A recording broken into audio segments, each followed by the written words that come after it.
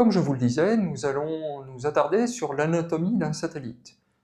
Cet épisode-ci va parler de la plateforme, et les autres épisodes traiteront de la charge utile. Alors, la plateforme, c'est beaucoup de choses, à commencer par une structure mécanique, qui va simplement permettre d'accueillir les autres fonctions du satellite. Alors, parlons justement de ces fonctions. Elles sont décomposées dans ce qu'on appelle des sous-systèmes. Alors, dans le premier sous-système, il y a bien entendu la charge utile, que nous verrons dans les prochains épisodes. Ensuite, il y a un second sous-système qui est le sous-système énergie. Et il se charge justement de la gestion de l'énergie. L'énergie est produite par les panneaux solaires pour alimenter les autres systèmes, et puis également pour être stockée dans les batteries. Et celles-ci vont prendre le relais des panneaux solaires lorsque le satellite n'est plus exposé au soleil, c'est-à-dire lorsqu'il fait nuit sur cette zone de la Terre. Alors, ce qu'on voit dans la figure ici, c'est justement la relation entre panneaux solaires, autres sous-systèmes et batteries. Et on estime que la production électrique varie entre 10 et 20 kW. Troisième sous-système, le sous-système de propulsion. Alors celui-ci rentre en œuvre dans 3 phases de vie du satellite. Première phase, lors de la mise à poste, qui est la phase qui permet de faire passer le satellite de l'orbite de transfert à l'orbite géostationnaire.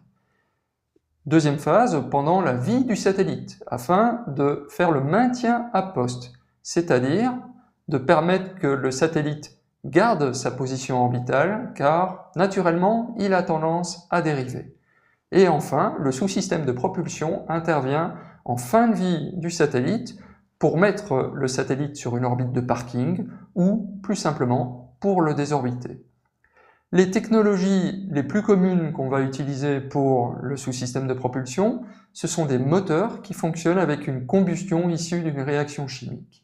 La disponibilité de produits chimiques dans les réservoirs est justement un des facteurs qui va conditionner la durée de vie des satellites.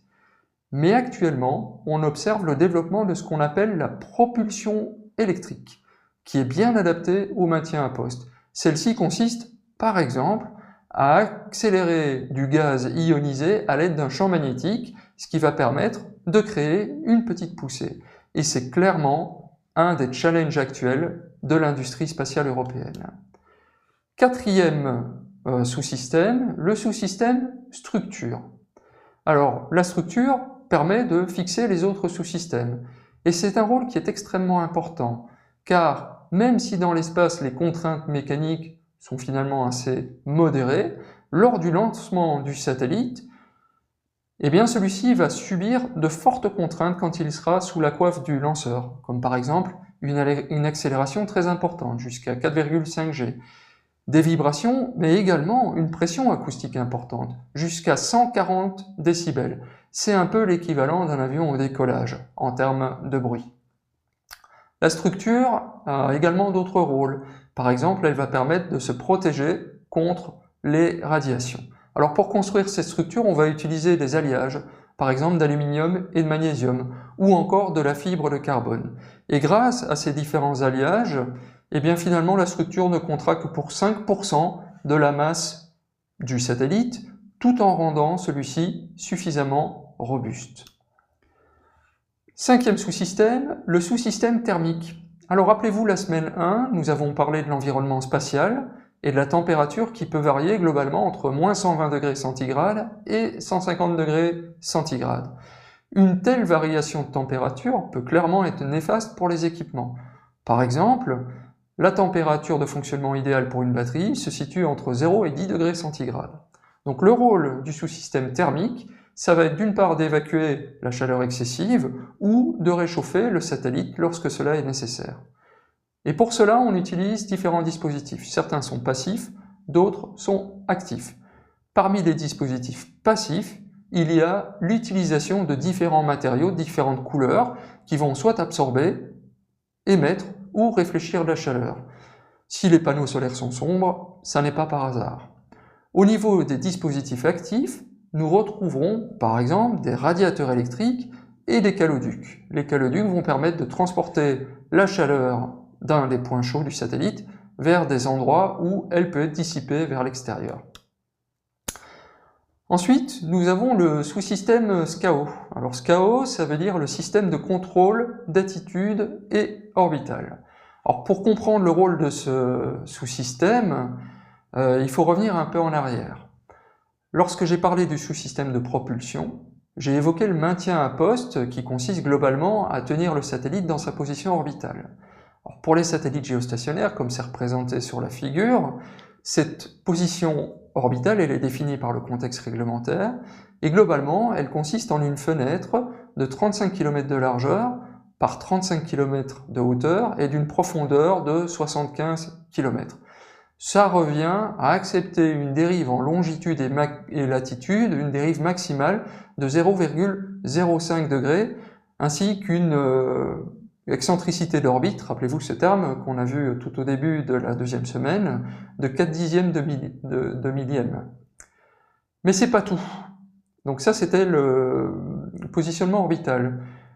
Que se passe-t-il si le satellite n'avait pas du tout la bonne attitude et qu'il nous tournait le dos en orientant ses antennes vers les étoiles? Donc ça, c'est le second rôle du système SCAO.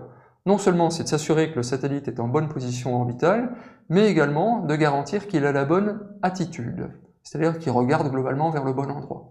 Alors pour ce faire, on va utiliser un ensemble de capteurs et d'actionneurs.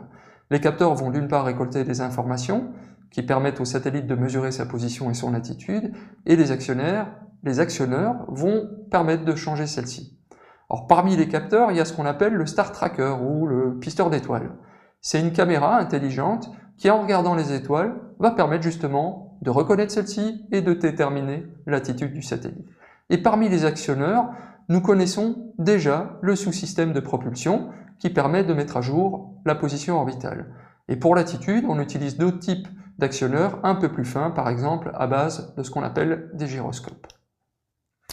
Alors il y a également le sous-système TMC. Le sous-système TMTC, c'est celui qui permet d'interagir avec le satellite. TM, ça veut dire télémétrie, et TC, ça veut dire télécommande. Donc la télémétrie, c'est un ensemble de mesures qui vont être récoltées concernant la santé du satellite pour être transmises vers les stations de l'opérateur, le fameux segment de contrôle. Et on peut ainsi, par exemple, vérifier le niveau de charge des batteries et leur vieillissement. Et la télécommande fait exactement le chemin inverse. Depuis le sol, les commandes sont envoyées au satellite pour effectuer les tâches diverses.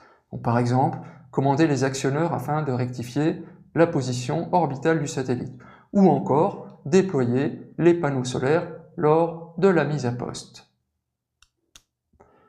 Pour terminer, il y a le système, le dernier sous-système, qui s'appelle l'OBC, pour On-Board Computer, ou ordinateur de bord. Alors, c'est un peu le chef d'orchestre, hein. Il est relié aux autres sous-systèmes via un bus.